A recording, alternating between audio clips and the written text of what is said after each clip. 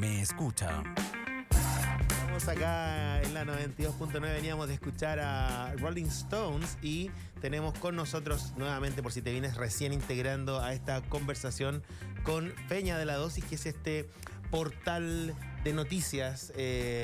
Newsletter más que Newsletter, es un newsletter. más que portal. Todavía no llegamos Va para a eso, allá, pero va para esperamos. allá, Pero sabemos que va para allá. por el momento, Sí, pero newsletter. En newsletter que te puedes suscribir y te van a dar una dosis de información en los temas exactos. Y ahora vamos a hablar de uno de esos temas que viene esta semana. Claro, que viene mañana. Dos de los 4 temas que vamos a hablar hoy vienen mañana y otros 2 no. Feña, ¿por qué Pandora Papers? ¿Por qué Panama Papers? Pandora, la verdad que el origen de Pandora no sé por qué Yo escuché por ahí, sé que Panamá es porque eran de Panamá, pero Pandora no sé bien si era por una metáfora por la sorpresa y la cantidad de información como... Sí. Me imagino Tiene que que ver es por con eso, eso. porque Entendí que era la eso. filtración viene de estudios de abogados que no se llaman Pandora y que principalmente son documentos que vienen de las Islas Vírgenes estadounidenses, que es una isla de no mayor tamaño que la isla de Pascua, que es Rapa Nui, pero Mira. es uno de los varios paraísos fiscales que existen a nivel del mundo, que usualmente son microestados, en su mayoría islas en el Caribe, pero también hay otros en Europa, en donde si tú pones tu residencia fiscal, tienes exenciones de impuestos tributarias. Claro. muy grandes o incluso cero. Perfecto. ¿Cómo nace este concepto y la necesidad? Ya nosotros en la semana lo abordamos desde el punto de vista económico, con la Natalia Saavedra, justamente, que tiene que ver con que estos lugares, ¿cierto?, con poca actividad económica, buscan una manera de atraer la inversión y la movilización de capital. Pero, ¿cómo empieza esto a gestarse, digamos, desde el origen, ¿no? Como el tema de los paraísos fiscales, el hecho de que conceptualmente tú puedas sacar dinero de tu país o manejarlo fuera, y tiene el único fin de la evasión de impuestos, o hay alguna, digamos, algún incentivo distinto.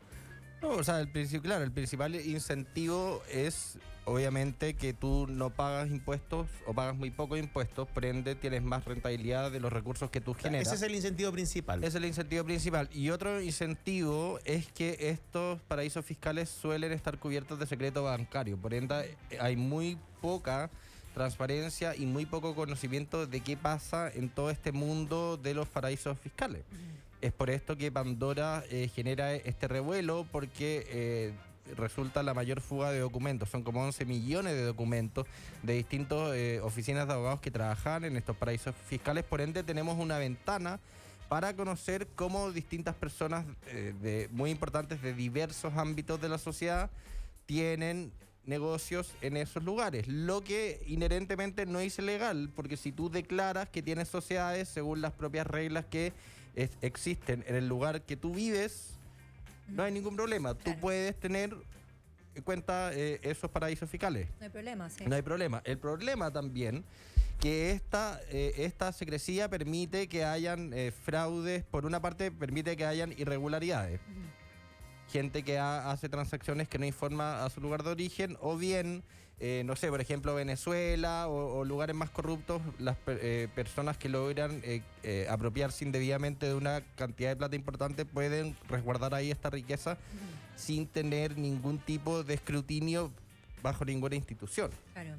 ¿Y cómo llega esto a Chile? Porque escuchábamos en la semana a uno de nuestros panelistas de la radio, que es Alberto Mayol, que él vive en España, y Fernando Paul se le preguntaba cómo se ha visto el tema de los Pandora Papers desde allá, y él comentaba que lo de Piñera, lo del presidente Piñera, ha llegado con mucha bulla, incluso hasta allá, a pesar de que hay personajes tan grandes involucrados que de otras partes, son de otras partes del mundo. Entonces, ¿cómo lo ves tú, Feña, de cómo rebota la impresión del presidente Piñera, que no es solo presidente, sino que un empresario histórico? No, por una parte tampoco es un secreto que toda la historia política de Sebastián Piñera se basa en esta delgada línea de masivo poder económico con político. O sea, ese ha sido el dilema desde el día 1 de su primera presidencia. Claro.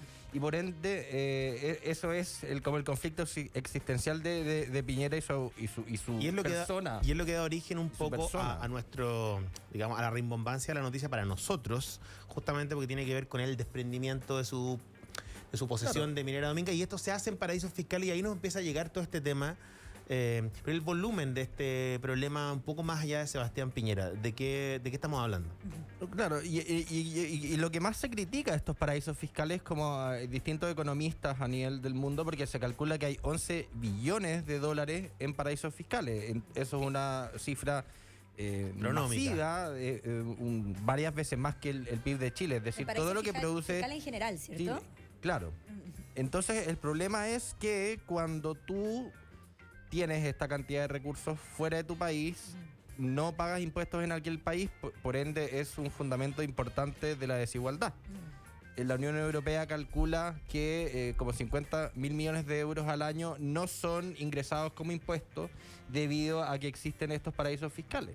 Y el principal problema, porque siento que a diferencia de los Panama Papers, que en su mayoría eran cuestiones ilegales, aquí es mucha más información, porque se ha hablado de mucha gente que ha tenido problemas con la justicia, pero como por ejemplo la Unión Europea cambia la ley, Shakira cambia domicilio y evita. Entonces eso demuestra un poco que hay países que han implementado legislación para, en el fondo, evitar que haya esta fuga de recursos y por ende los países logren recaudar más impuestos, porque cada vez es más necesario que los países gasten más de sus recursos para asegurar mejores servicios a la población. Claro, porque tiene mucho que ver eso con los crecimientos naturales de todo lo que es necesario o lo que se considera digno, ¿cierto? Y además considera que la tasa de natalidad sigue aumentando. Claro. O sea, hay países donde no, pero cada vez son más personas en el mundo y finalmente... Claro.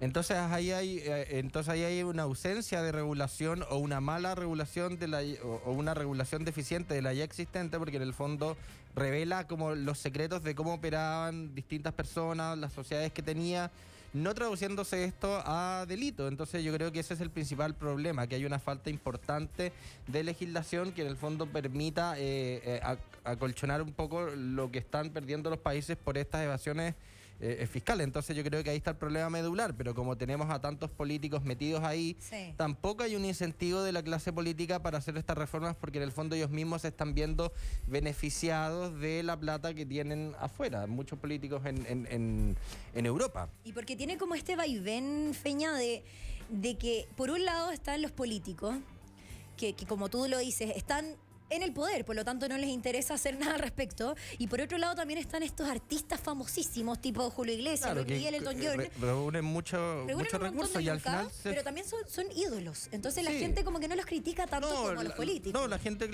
lo perdona, o quizás también no se le ve un poco la mala cara de esta cosa, porque también estamos tan saturados de información que todo se olvida muy rápido. Probablemente ya en la próxima semana nos vamos a olvidar de todo, entonces esa amnesia generalizada también ayuda un poco para que las cosas no se reflexionen y no se saquen aprendizajes de eso. Pero en conclusión, como otra crítica que leí un paper bien interesante sobre este tema, es que finalmente se genera un doble sistema impositivo en donde una minoría muy pequeña en el mundo accede a estos paraísos en donde no paga impuestos, mientras más pobre es la persona, más de esos impuestos paga. Es decir, hay una injusticia importante. Por ejemplo, los gigantes tecnológicos. Porque esto es una cuestión que los Pandora es solo una punta del iceberg. Sí, claro. Hay empresas como Apple, hay gigantes tecnológicos que pagan 0 impuestos. Entonces, ¿cómo tú entiendes, no sé, pues que un obrero pague el 60% de sus ingresos como impuesto y al final a las personas que menos tienen es a la que más le afectan los servicios que entrega el Estado? Pero creas al final este grupo reducido de personas que no paga impuestos y debería pagar más impuestos, creo yo. O al menos hacer o por ejemplo en Irlanda, que lo comentamos hace un tiempo, que se pone esta tasa base de 15% de tributación a las empresas grandes, porque está Google y creo que otras empresas que tenían domicilio fiscal en Irlanda y pagaban 0. Entonces ahí en el fondo Y el paper el título de este paper que leí bien interesante, se llamaba que en el fondo la salvación del capitalismo es que haya una estructura impositiva, es decir, una imposición de impuestos más efectiva, porque de tal forma se van a seguir acrecentando las desigualdades y finalmente solo va a terminar implosionando por sí solo. Sí, de todas maneras. Entonces esto va a englobar un poco que el tema no solo se remonta al tema de Pandora Papers, sino que es una cuestión más estructural de la riqueza, y porque también en los últimos 40 años se ha creado un nivel de riqueza totalmente insospechado, inimaginado, y ahora estamos viendo qué hacer con, ya no es como la mayoría parte de la historia que nos íbamos a morir de hambre, no, ahora qué hacemos para controlar este exceso de plata que supera cualquier imaginación que hayamos tenido nunca, exacto, sobre todo ahora. Y hay que ponerlo en contexto, y si uno lo pone en la perspectiva de la historia, a lo largo de la historia siempre han habido grupos de control, ¿no? Pero en otras épocas fueron... No se trata que obviamente tiene que haber riqueza y no se trata de poner un impuesto 100 y claro, Unión Soviética estatizar todo, no, pero claro, al menos tiene que haber un poco mejor y más efectividad de regulación. Es un poco eso. Es llamativo que en otra época...